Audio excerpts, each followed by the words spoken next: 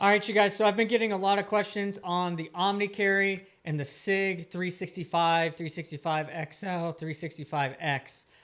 It seems to be one of the more challenging ones to get the retention to be dialed in properly in the OMNIcarry holster. So I'm going to show you right now how I set up my retention for that gun. For the 365, all variations, we're going to want to use one of the retention plates, and it's going to be the angled retention plate. And when it's installed, it's going to look like this.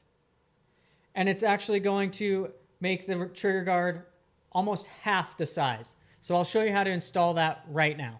First, you're just going to start by removing these two screws. There'll be no plate on it when you start. Obviously, I've already pre-installed it, so I could show you guys what it's going to look like. But I'll pull that off, and I'll show you how to put it back on. All right, so when you receive it, the screws are going to be in these bottom two holes. You're going to take the screws out, which is going to remove this whole assembly on the front, and we're going to put it back in the top two holes. When installed on the front, it's going to look like this. That bottom hole is going to be exposed. Now I'm going to take the angled retention plate, and I'm going to put it down over those two holes. And I like to start with the bottom screw and get that one started. Just like this, and I put my thumb on it just like this to press it down to hold it all in place.